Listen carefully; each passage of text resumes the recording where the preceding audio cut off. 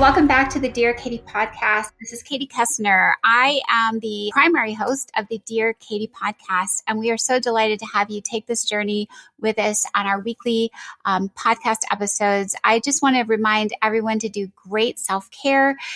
Thriving is part of the purpose of this podcast, and we definitely want you to take a break at any time. Warm bath, fresh air, walk a dog, have a bite of chocolate, whatever you need to do good care for yourself. Just as a reintroduction, if you're not familiar with me, I am the woman who was on the cover of Time magazine at age 18 as the first in history to speak out nationally and publicly as the victim of date rape. And HBO made a film about me, and I went on to become the executive director of the Take Back the Night Foundation. We are the oldest, largest global movement on sexual violence in all forms for all people in the world. So we encourage you to visit our website for lots more information. So I'm going to turn it over to our host and our guest for today. Hi, everybody. It is Katie Koestner, and this is the Dear Katie podcast. Welcome back for another episode as we continue our healing journey. We are together much stronger as we think through these issues, meet amazing people who are either survivors or using their thrivership in ways that we might learn from and grow from, and then imbue our own selves with.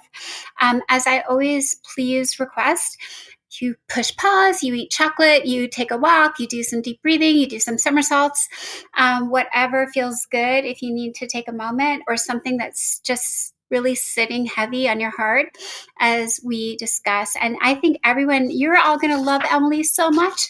I'm going to give you a brief preview of who she is and my fabulous guest of today. So Emily Elizabeth Dinova, that's her full name. I don't know if she likes her middle name, but that is it. Emily is an artist and an activist and an author. I added activist. Sorry. I just anointing you with more. She has her master's in stage and screenwriting from Regent's University in London. Her bachelor's is in English with a theater concentration from Marist College in Poughkeepsie, New York. She studied opera. I don't know if she's a mezzo-soprano or what, I'm not so familiar, but she did this for 13 years. She is working toward a license to practice psychoanalysis and very cool, is testing for her very important black belt in Taekwondo in 2026. Her play is called Capture. It is a raw and visceral story of one woman's fight against domestic violence, and was the recipient of the 2015 Fisher Writing Prize in the UK, called Best Stage Play, and was published by the Fresher Publishing Company. Emily directed the film Transit, a New York City fairy tale, and headed a promotional campaign for the film 2019 Pride Parade in New York City. The film had its world premiere at the Academy Award qualifying film festival Out on Film that is in Atlanta, Georgia. Emily's debut novel is called Veil of Seduction, and it was a finalist in the 23 International Books Award. Her second book, The Antagonist, is a psychological thriller based on her childhood abuse and will be released in the fall of 24. We are so excited to have you, Emily. Welcome, welcome. Thank you so much, Katie. It's an honor to be here. I'm so excited. It feels like you can sing, you can dance, you can write. I try to do a little bit of everything. Yeah, that probably keeps you really really creatively, fulfilled. Full force. Yeah, I would also say full force ahead too, because you probably are endlessly typing and creating in your mind. And I think it would be really interesting to talk about that. But I always like to start with where are you from?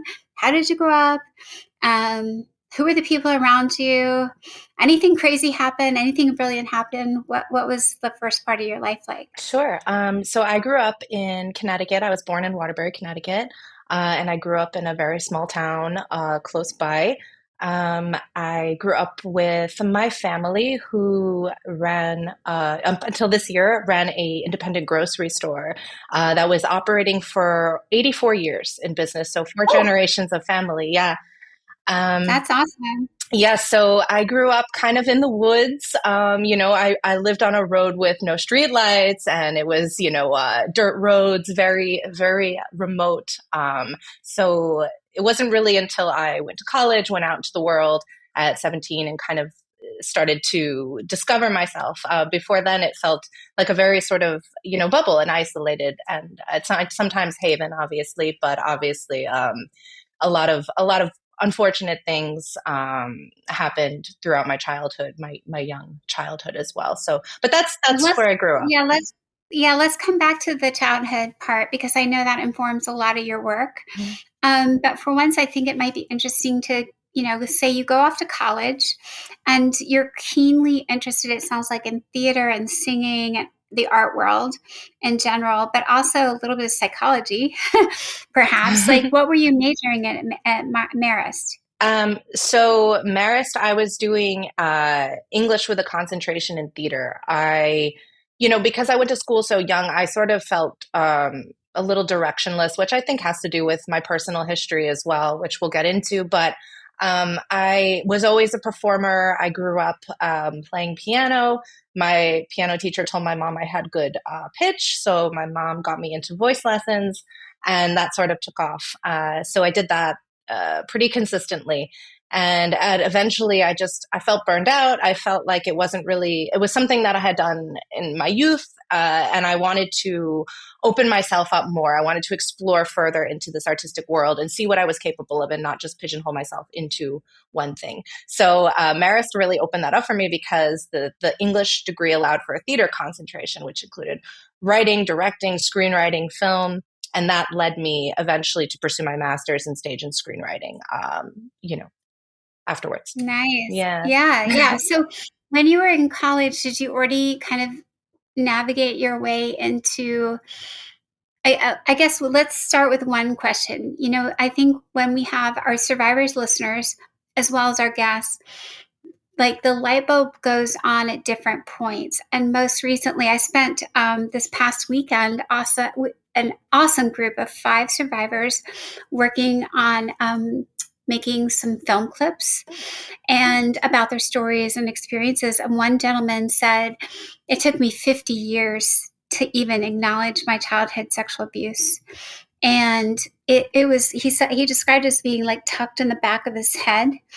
And he said, I think it was worse, he was a NFL player, football, um, black male survivor. And he said, like, every bit of me was pushing it back here.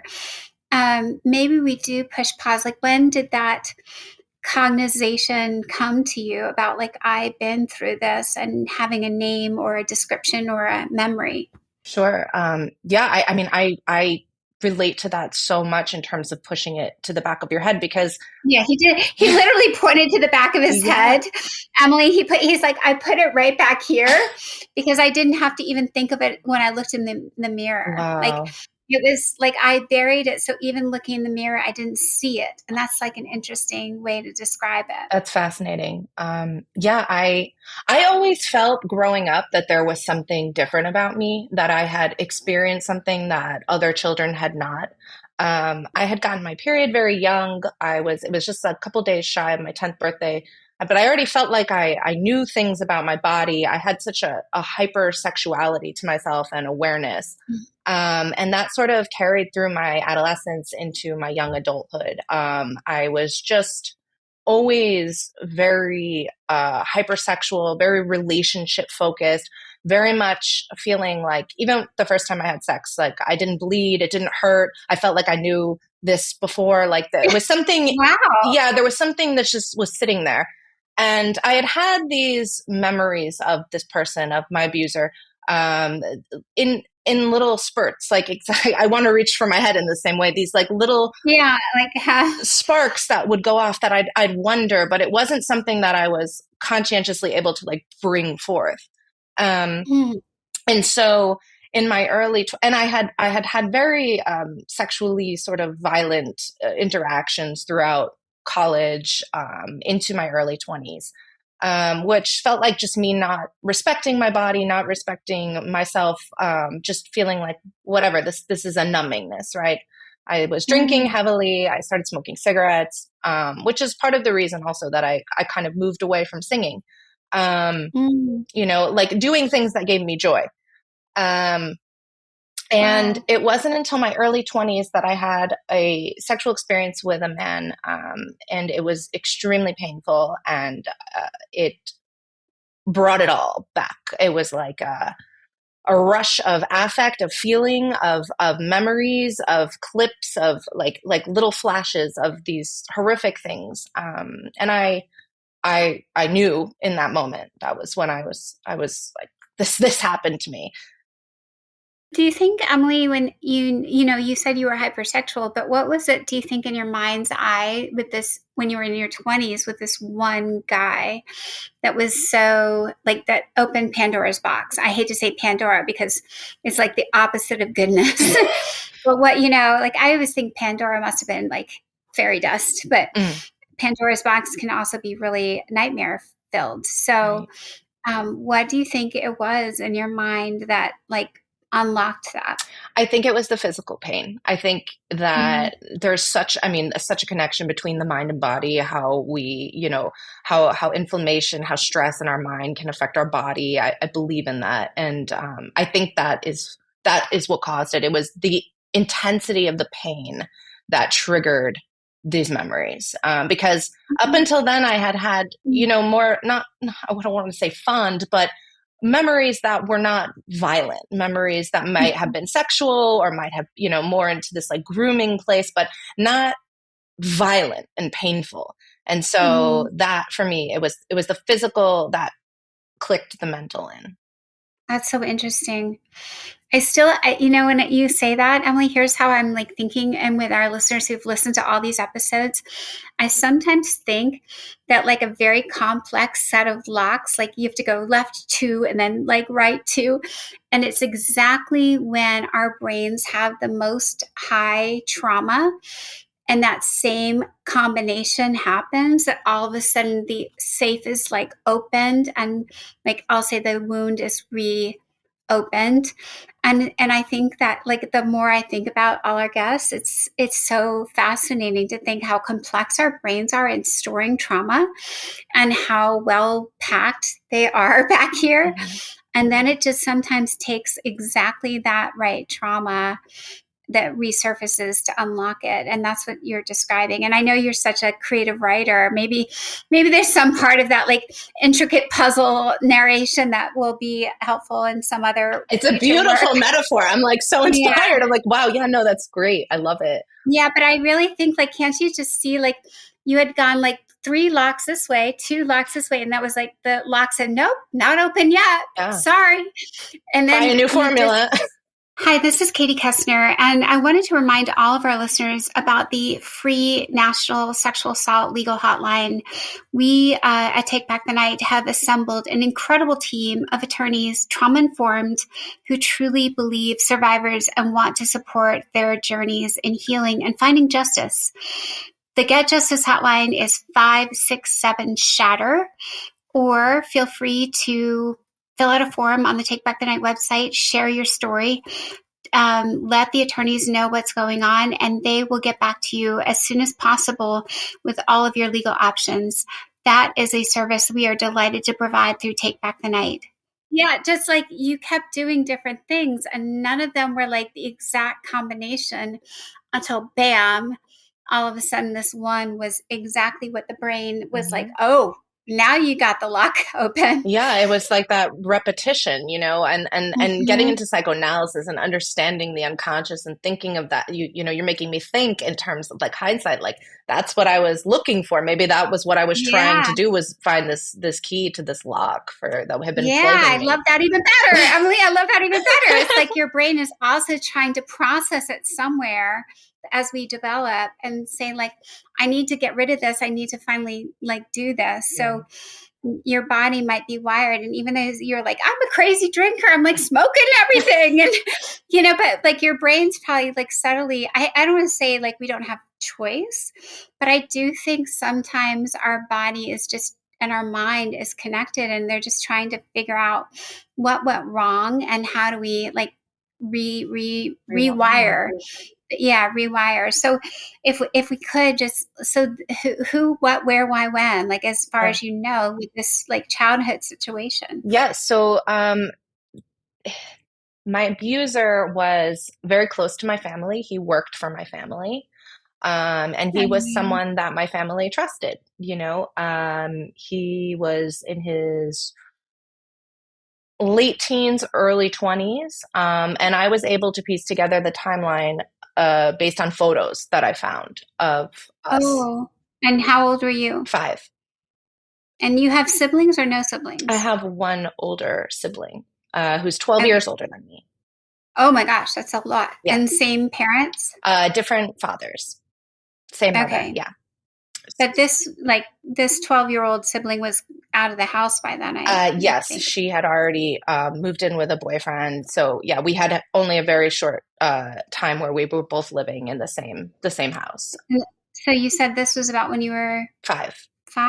Yes. And Yeah. my mother's mother was also living with us, but she had her own apartment sort of downstairs. And so my parents felt, there's someone in the house. So, and we know this person, they work for us. I mean, they didn't, of course, think that that would be anything that would, Hmm. happen. So yeah, so he was in my life for years because he had got Oh caught no. stealing, and he had been addicted to heroin for a while. He had gone away, and then my dad, who's a very good person, gave him a second chance.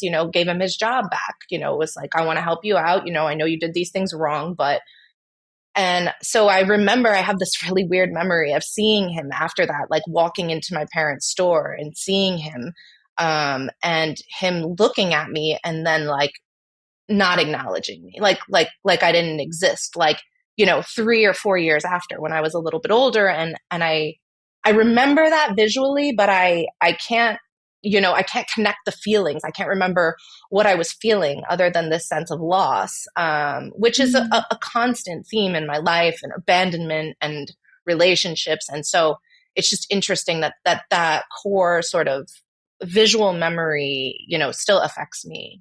It has Hmm. affected me throughout my life.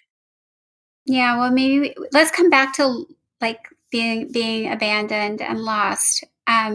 Because you are such an astounding writer and creative mind. So I guess so but you did go to UK and studied for your master's, Yeah.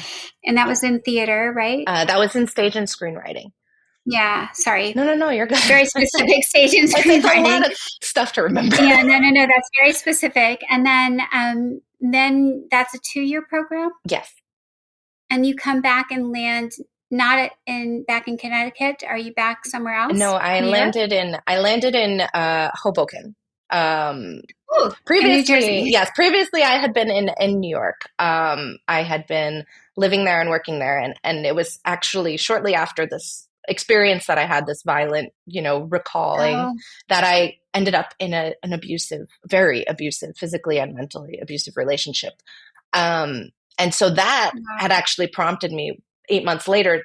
I got out of that, and that's when I said I'm going to go work on myself. I've Far scared away. myself enough. I'm gonna hop Yeah, across the pond, far I away from gotta you. get out of here. I need a break. Yeah.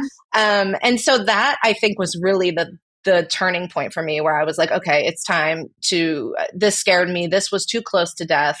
I don't want to die. Wow. And and I had so much self-loathing and hatred, Oh, and I couldn't believe that I had allowed this to happen to me, which you never realize until you're there, and you're like, what? But I am do you getting, feel like it was yeah, was it all spiraling, the self-loathing and hatred, do you think, from when you were 5, like, onwards? yeah. Like, it just throughout it stayed with you because the abuse must have gone on for quite some time. Yeah, it was just, I mean, it was just from one to the next. It was I like I had the experience, and then Yeah, as getting 8, 9 years old, I was started getting interested in boys, whatever.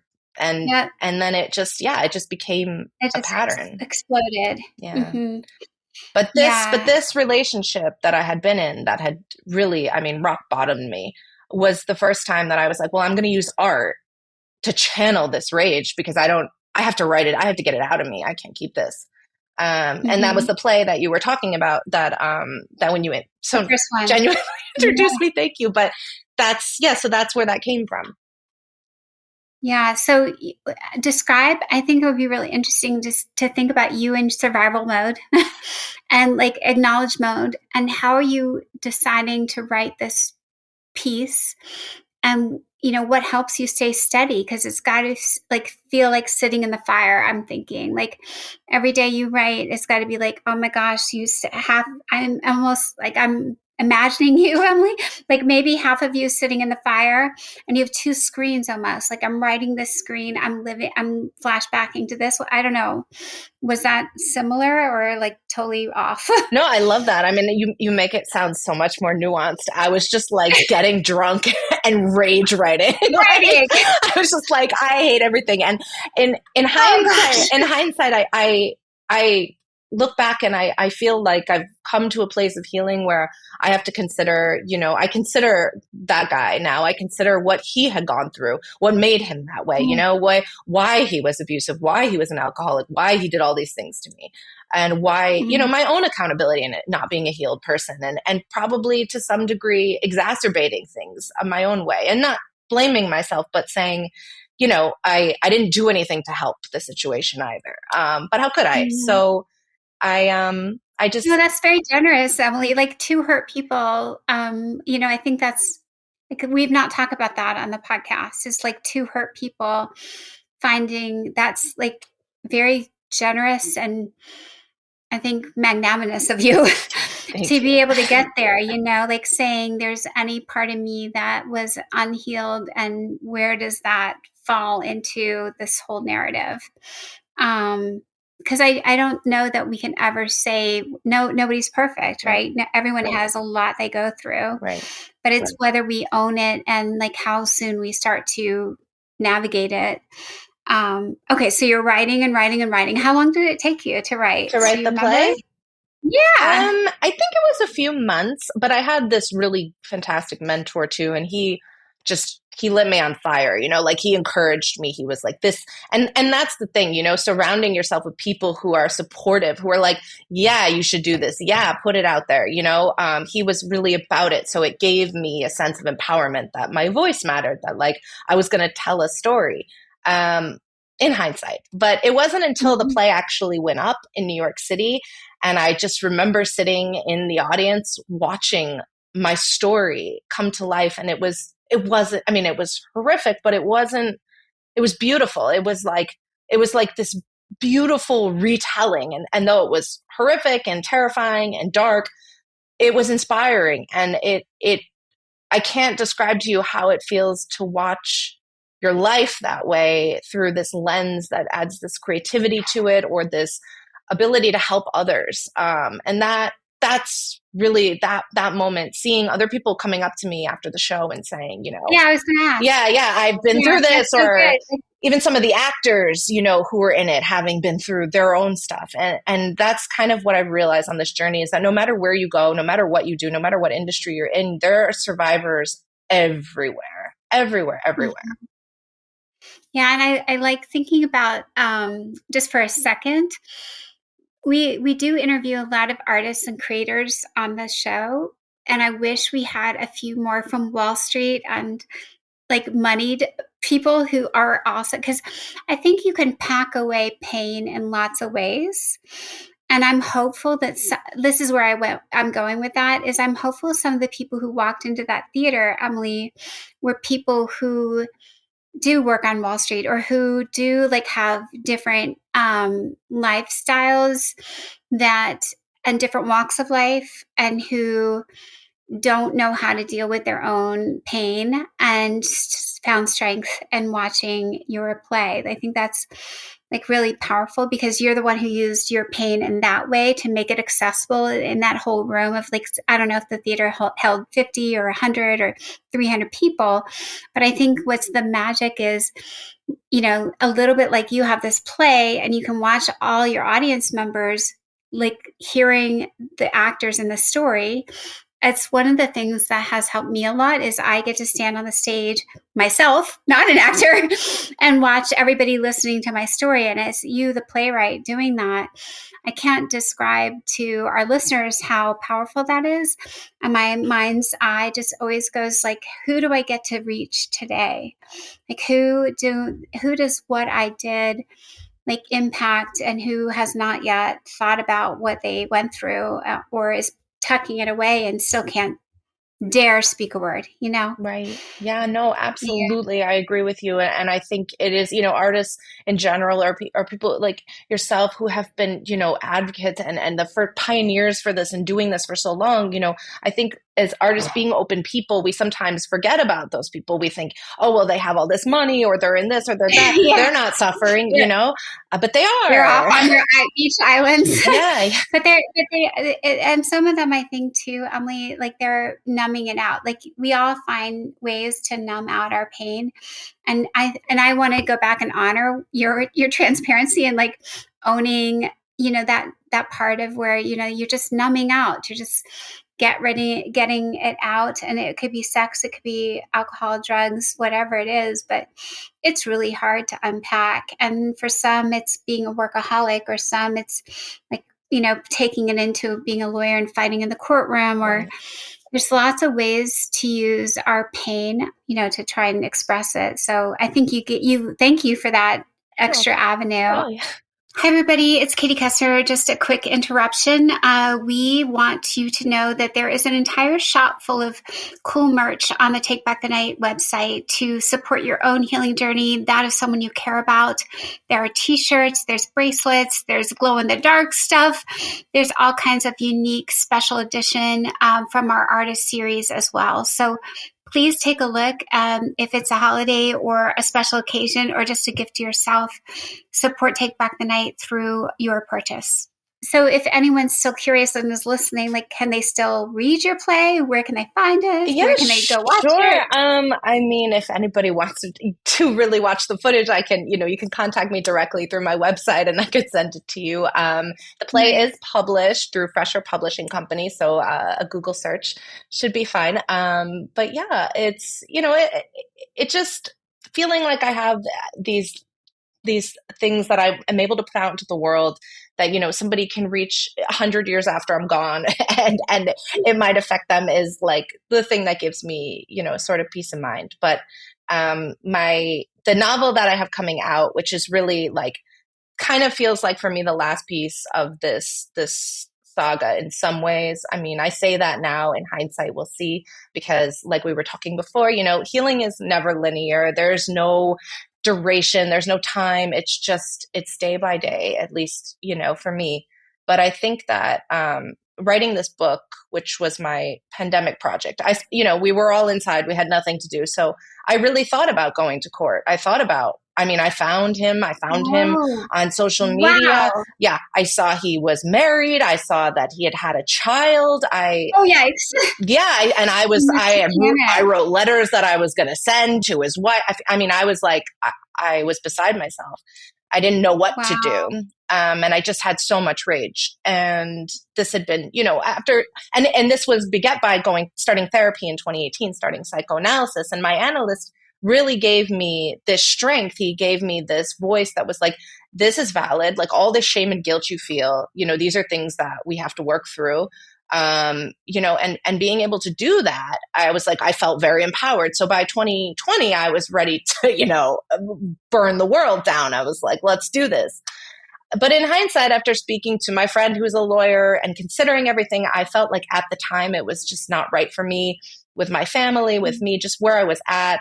And so instead I was like, I'm going to write it. I'll write it. And I wrote it. So I wrote this fictional story, which is basically like my revenge story. And so I'm hopeful that releasing this fall, having this come out, which has been terrifying. I'm terrified of it coming out. Oh, no. It's scary. It's, because it's so personal. Mhm. And it's like everybody's really excited in my life about it. And people kind of think like, oh, you have it all together and, you know, you do this and you do that and you're so busy, just like to your point. And I'm like, yeah, I'm just trying to, you know, stay above the water here. I'm just trying to keep my head above.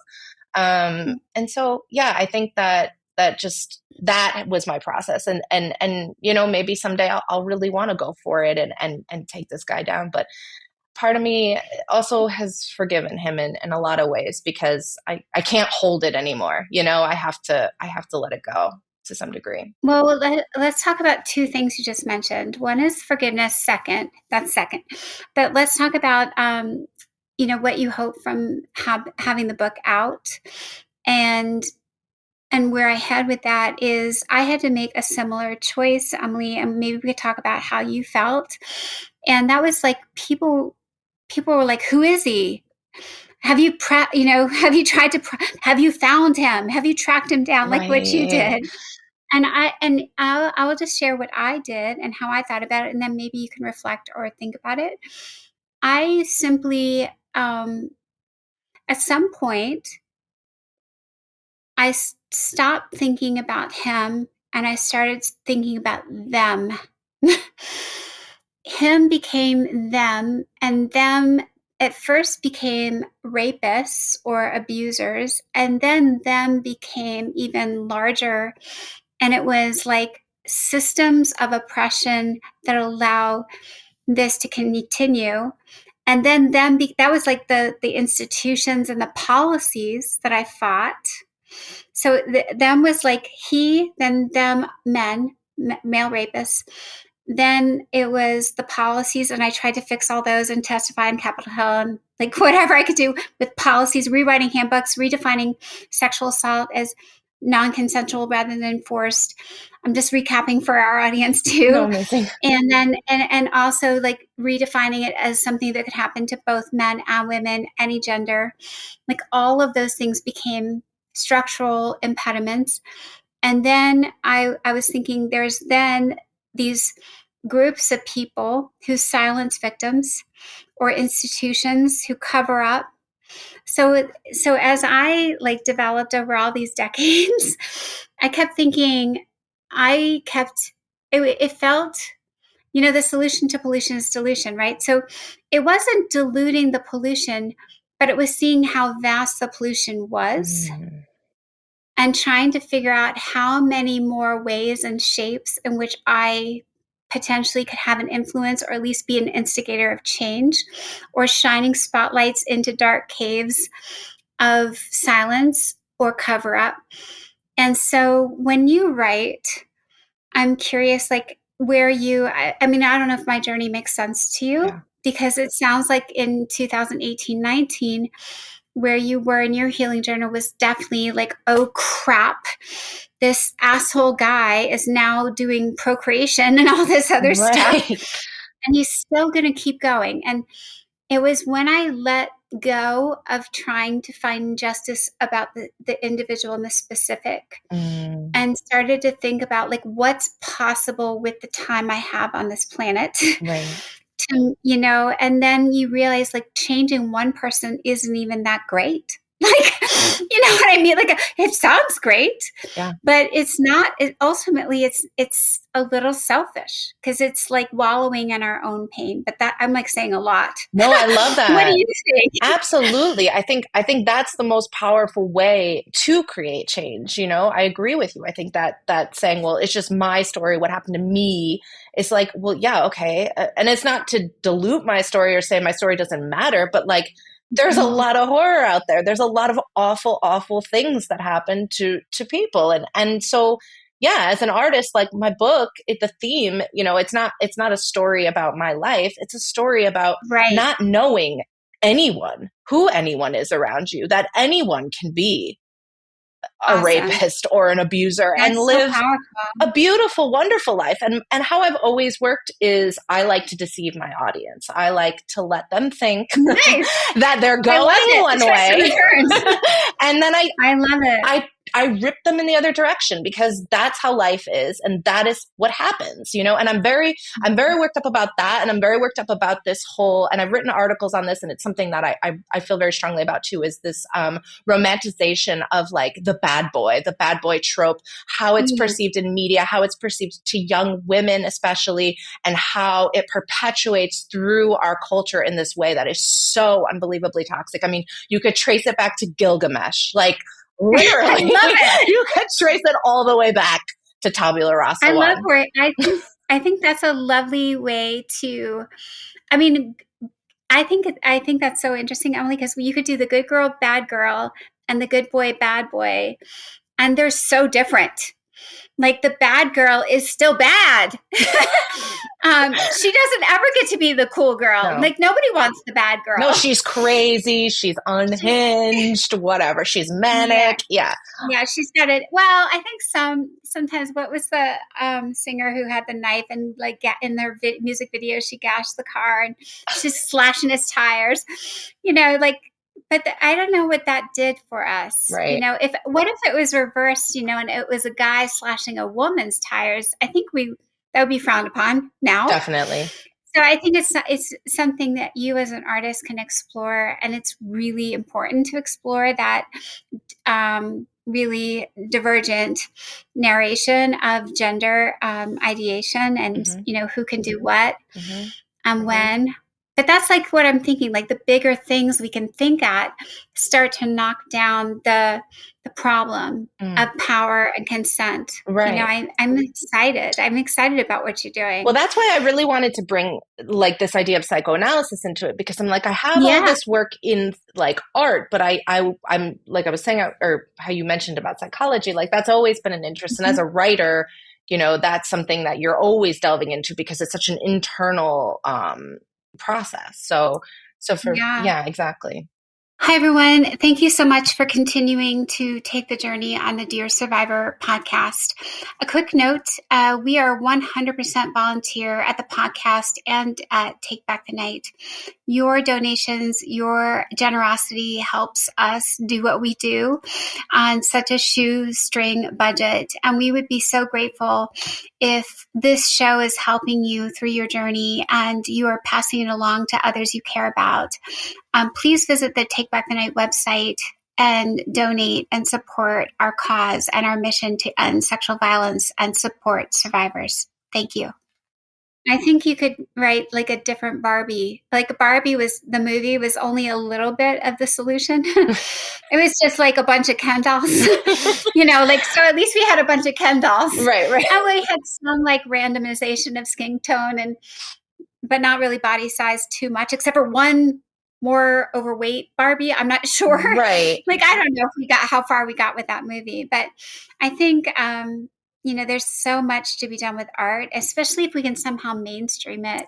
Well, I'm thinking like because of psychoanalysis, which is becoming more mainstream and has been a very silent place in terms of intersectionality, gender, race across the board. And there's theories about, you know, Freud's own background in avoiding his own subsequent prejudice and how that never translated over. And so there is such a lack of diversity, or has been for so long, in psychoanalysis, and this white silence that we have perpetuated, and how there are so many other aspects to mental health besides the internal, and how important the external environment is to everyone across any gender and race and sexual orientation and so on. So modern analysis is really trying to explore the intersectionality there. And I feel like applying that to art and also using martial arts in the physical sense. Oh yeah, Taekwondo. Let's talk about that. Yeah, I want 2026, here we come. I want to put them all together. I want to like combine it, you know. I want to do something with the body, the mind.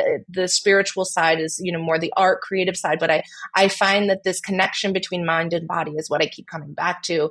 And I read somewhere, it was a great quote. It was that the nervous system is the physiological bottom of the unconscious.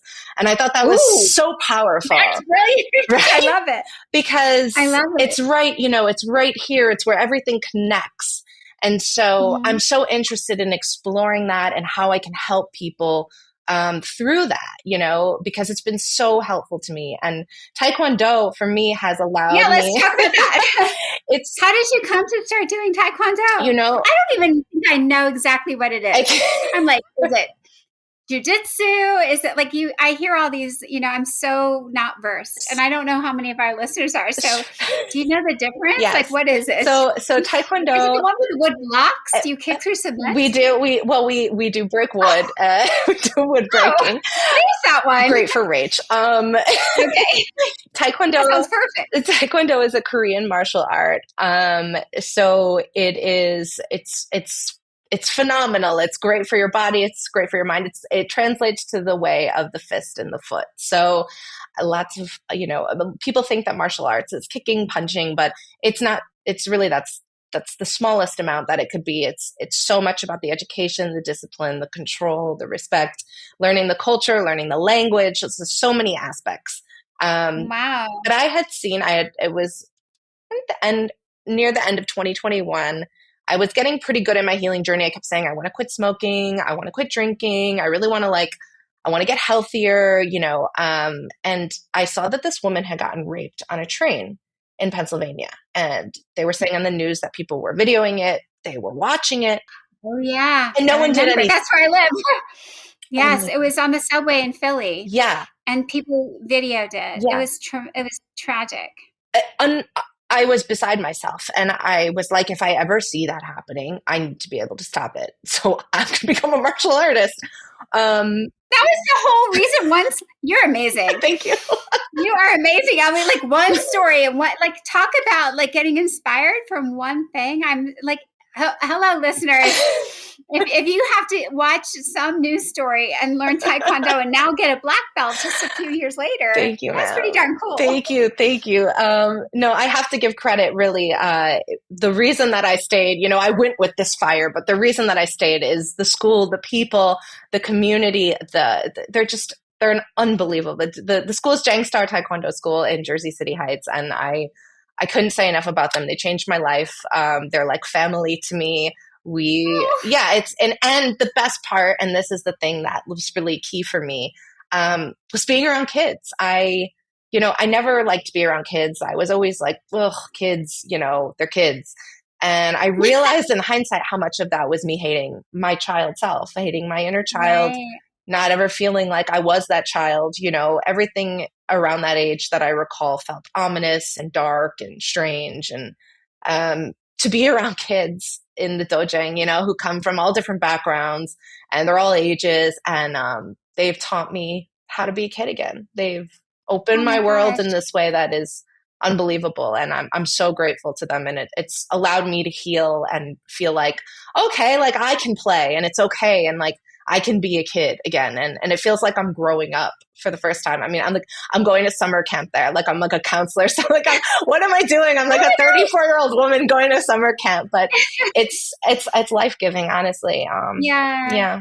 Yeah, but now my new image in our talk journey is now the safe was opened, and now I feel like you're stuffing all this good stuff in there. Yeah. Like you're redoing all of the badness and reprogramming your brain to be able to go into those like replacement parts. You're like, I'll take this one out, I'll put in this one. Yeah. And I think that's the glorious way of working through trauma.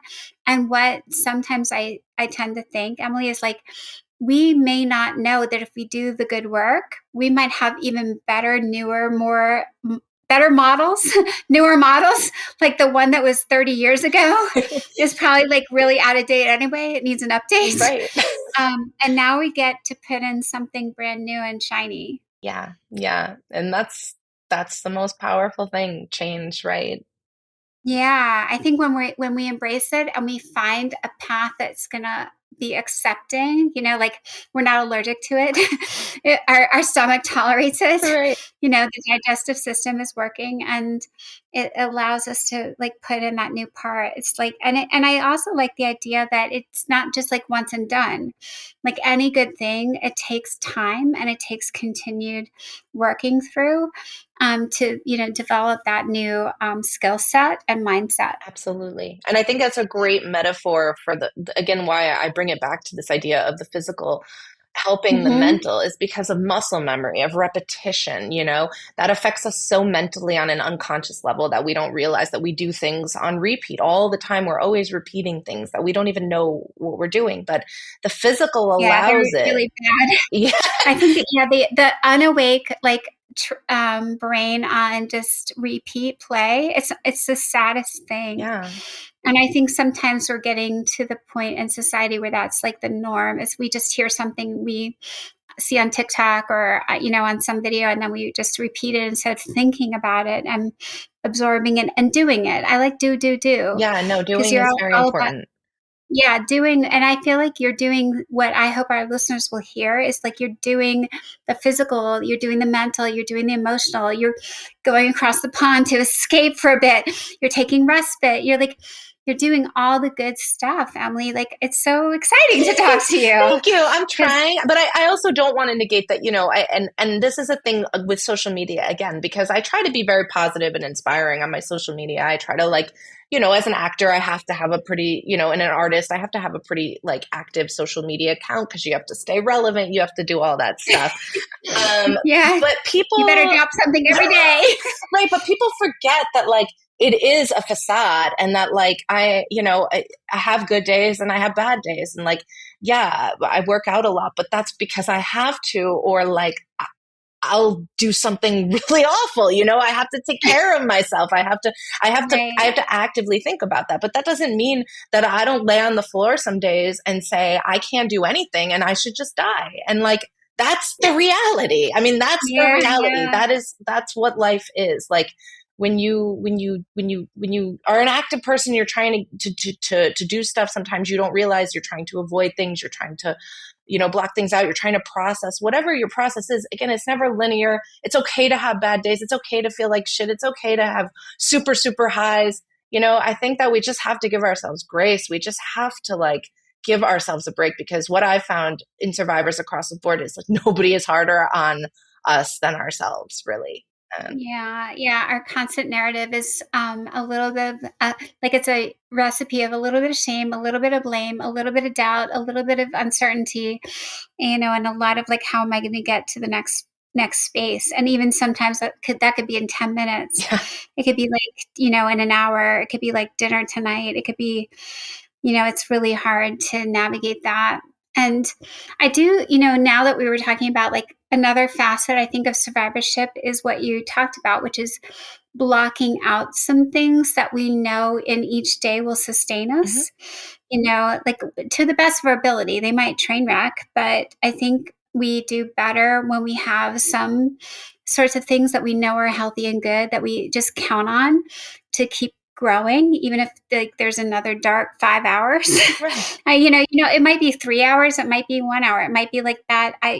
Nightmares tonight, or Right. I feel exhausted. I thought I slept for 9 hours, Right. but what happened? Right. So I think that's grace. I love it. Yeah, and I think that's what we need to do. We just need to rest when we need to rest. It's so important to just give yourself I that like little laying bit of on the floor. Like, when laying you on the said floor. lay on the floor, I'm like, I need some good Oh floor. my gosh, do it. It's so good for your back too. Yeah, yeah. I was like, I got this foam roller at Pilates, and I was like, oh, this is so nice. I like putting my back on this thing. I love that. Um, yeah, yeah. It's just, and sometimes it's just sitting with like the smallest little things. It could be a smell Mhm. or touching. Sometimes we forget to touch like a tree. Oh, you it's know. really interesting. I had my analyst tell me this. He's like, "How often do you because I'm not a great self-soother. I've only really gotten better at this recently. I'll give myself a little pat, and I'll be like, that's nice. Why don't you do that more?" But he said that his mother, when she would get very anxious and upset, she would hold herself and she would kiss her arms. And I never thought Oh, about that's interesting. kissing myself. How often do we think about giving ourselves the affection that Yeah, we a so little, willingly, yeah, exactly, give to other a people? little Um, smooch. but it's probably one of the nicest things I've ever done to myself is kiss my That's so arms good. and give You could myself a do, little yeah, like pat. a big hug. Yeah, I, right? Yeah, I also read somewhere recently, Emily, like, if you're sitting on a chair and you put your hands like face up like this, Hmm. palms up, and rest them on either side of your armrest, and just like close your eyes and take some breathe. Like if there's something about palms up instead of palms down, like Mm. palms down is like holding on for dear life. And palms up is sort of like your body says, "Oh, I'm okay." Oh. Like by turning your palms up. Yeah, Isn't I that feel cool? different having my palms up, actually. I feel Yeah, like don't you lighter. think like it's a little more like I'm either accepting or take like I'm ready to give Give, yeah. instead of like I'm afraid and holding on for dear life like this. Well, that's I the didn't thing. even Those are the think of things. that. That's what we do. You know, you speak in such amazing metaphors. Your metaphors are incredible. You should go get a license in analysis too. I don't know.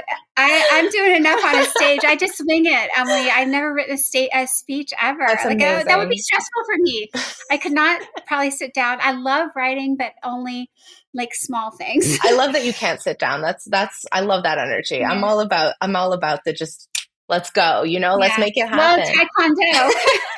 Yes, it's I also a yeah, I great think conduit for rage. I mean, just it gets it out, and it's this idea well, of I'll just speaking. give you one more idea because I haven't told the podcast audience this Please either. do. When I was like newly like I had never played the sport before, but it was free at college and you could get free balls and rackets at racquetball. Oh, fun. And I was like, I hate to say it, but hitting a little blue ball as hard as possible.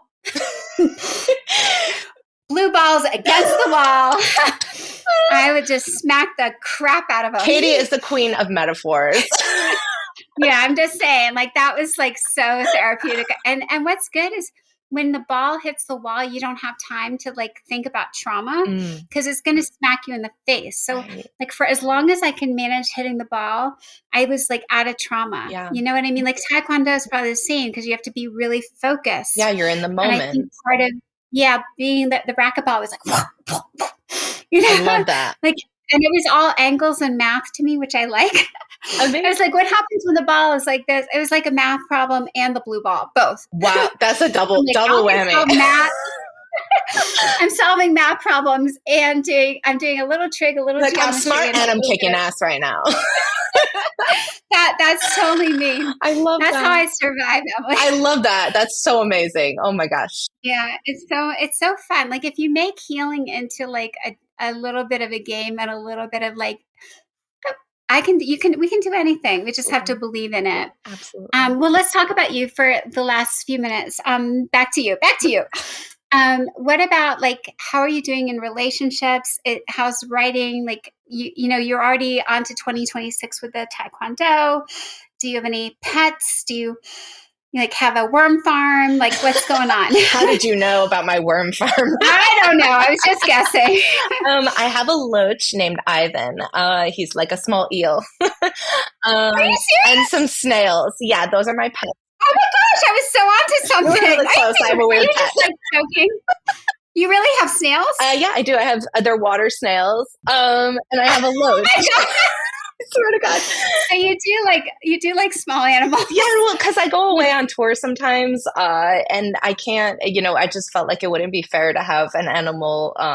Since I for the last 10 years, I've also toured on and off, especially in the winter months. Mhm. So I just not yet, but hopefully someday. But for me, relationships are it's just been always difficult, and I'm very lucky to have had in the last 10 years very supportive, loving people in my life who have really just been there for me on every level and every way. So, I'm just still trying to grow, trying to understand myself and how I relate to others, to know what's me, what's not me. That's been a really big one.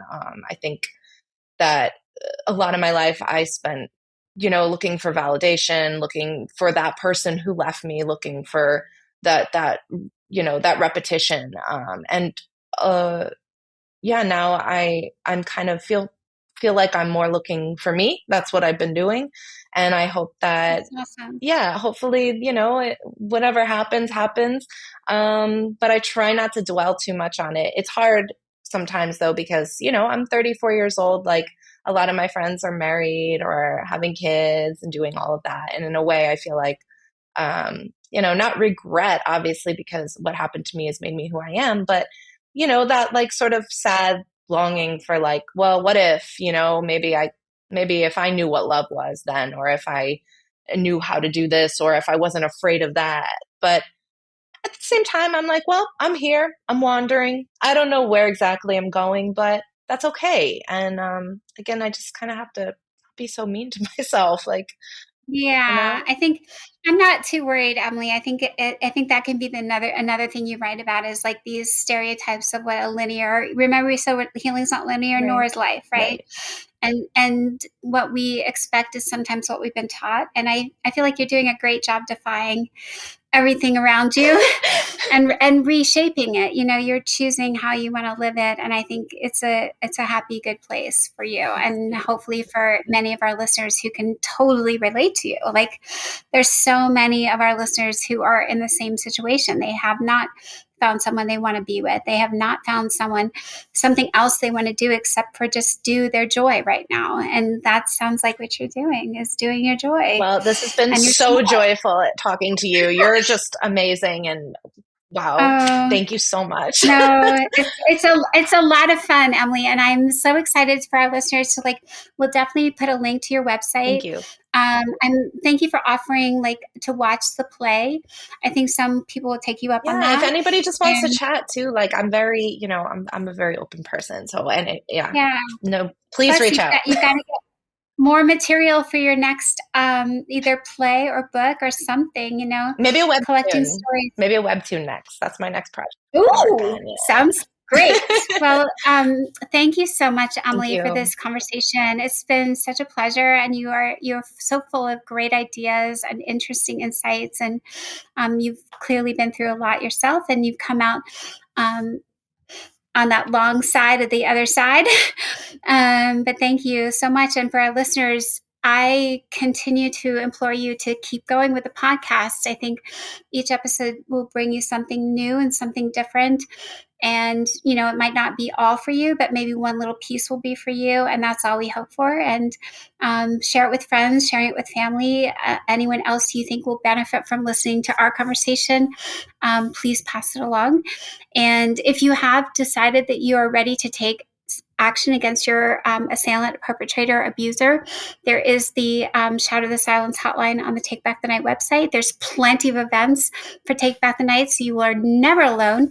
You can go and find a group of survivors doing vigils and doing speak outs and doing marches and rallies. So go find a group. We are not one to like say you're not welcome here. Take Back the Night is all about like bringing everybody together, and everyone is welcome regardless of any background.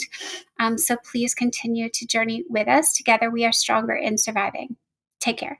Thank you again, everybody, for joining another episode of the Dear Katie podcast. I hope very much you found today's episode helpful, empowering, and a way to take another step in that long journey toward healing and supporting those we care about, learning about sexual violence prevention, and also survivor support. For those of you who don't know, again, the Take Back the Night website has tons of great resources, books, self-care options, cool merch. If you're feeling like you need a wearable, we have great t-shirts.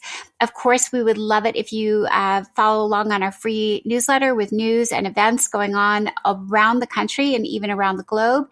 And finally, don't forget to like us and follow us on Facebook and Instagram. You'll find our entire community popping up here and there, and recaps of our podcast episodes as well.